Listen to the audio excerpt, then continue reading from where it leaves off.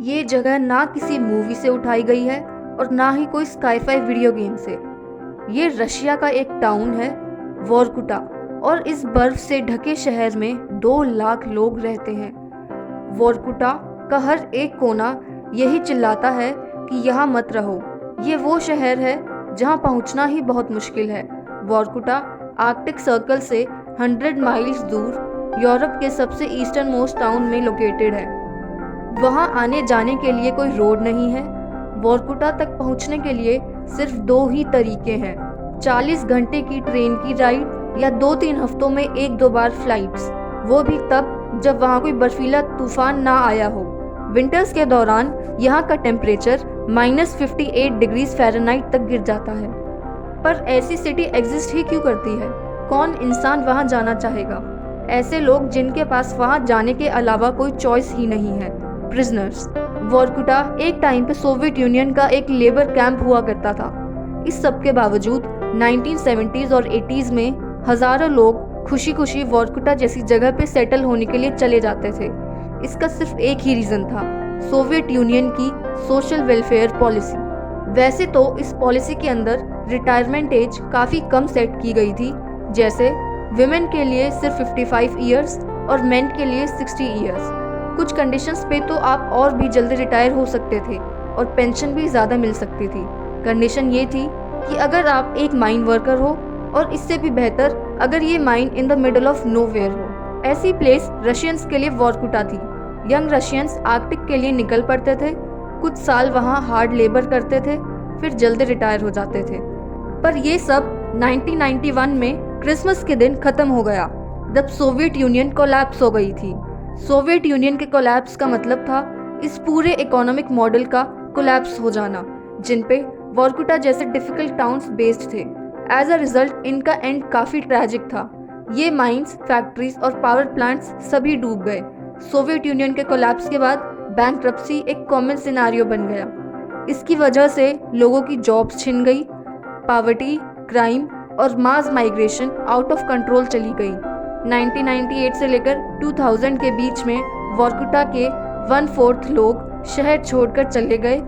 वहीं 1998 के financial crisis ने रशियन पेंशन्स की वैल्यू 50% तक घटा दी। In short, senior citizens financial बर्बादी के कगार पे थे। इस रशिया को व्लादिमीर पुतिन ने इनहेरिट किया था। पूरे सोशल वेलफेयर सिस्टम को एक ओवरहॉल की सख्त ज़रूरत थी। इसको फिक्स करने के लिए पुतिन का फर्स्ट अटेम्प्ट था मोनेटाइजेशन ऑफ बेनिफिट्स। इसमें पुतिन ने सोचा कि क्यों ना लोगों को कैश दिया जाए और वो खुद ही डिसाइड करें कि उसका करना क्या है।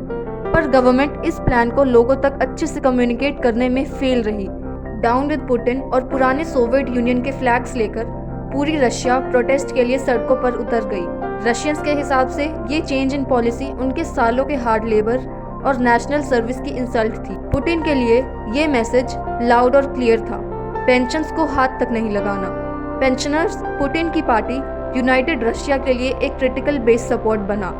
पुतिन ने 2005 में रिटायरमेंट एज बढ़ाने के बारे में नेशनल टेलीविजन पर बोला, and I quote, this decision will not be taken while I am president. И пока я президент, такого решения принято не будет. Putin ने बाद में पेंशन्स को सोवियत यूनियन की सबसे बड़ी ग्रेटेस्ट अचीवमेंट बताई। गवर्नमेंट ने इन रिमोट टाउन्स जैसे कि वोरकुटा, जो large number of coal mining retirees के होम टाउन थे, उन पे स्पेशल अटेंशन देनी स्टार्ट की, क्योंकि इन पेंशनर्स के हल्के से प्रोटेस्ट की वजह से पूरी कंट्री में पॉलिटिकल अनस्टेबिलिटी फैल सकती थी। क्योंकि गवर्नमेंट के लिए ये एक अच्छा वोट बैंक भी था, तो पुतिन ने इनकी पेंशन्स और जॉब्स और बढ़ा दी। Rising pensions plus high employment is equals to happiness. इसको अचीव करने के लिए 2011 में गवर्नमेंट ने देश के 20% लेबर फोर्स को एम्प्लॉय कर दिया। इनमें से पेंशन फंड में ही करीब 1 लाख लोगों को जॉब मिली थी। ये पेंशन फंड्स में अपने अमेरिकन काउंटर पार्ट से भी ज़्यादा 60% ज़्यादा एम्प्लॉयमेंट रेट था। जैसा कि आप देख सकते हैं कि ईयर 2000 के बाद पेंशन्स इंक्रीज होती चली गई। 2012 और 2022 के बीच पेंशन्स डबल हो गई। रशियन पेंशन्स का अमाउंट है $222 पर मंथ। रशिया के 46 मिलियन पेंशनर्स में से 93% पेंशनर्स इसी $222 पर मंथ पेंशन पे डिपेंडेंट है। यही पेंशन उनको एक्सट्रीम पॉवर्टी में जाने से बचाता है। ये पेंशन उनके लिए इतनी इम्पॉर्टेंट है कि बिना उसके वो लोग भूखे मर जाएंगे।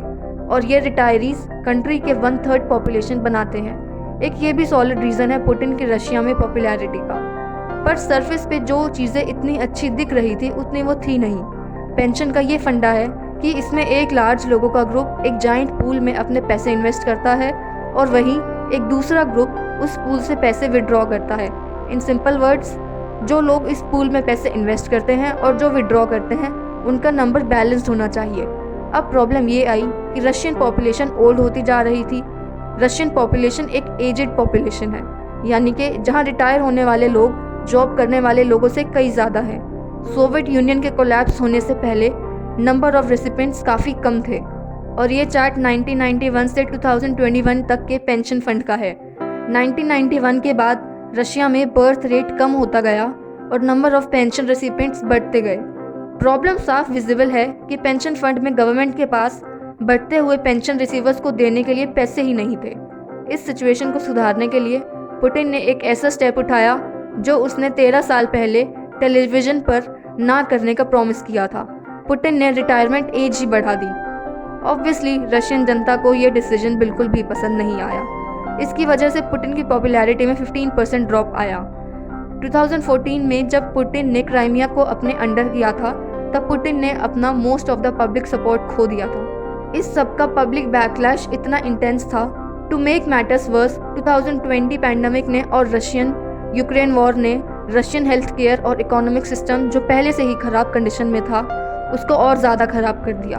वेस्टर्न सैंक्शंस ने भी रशियन एक्सपोर्ट्स को और डुबा दिया। ओल्ड टू यंग पीपल का रेशियो बढ़ता ही जा रहा है।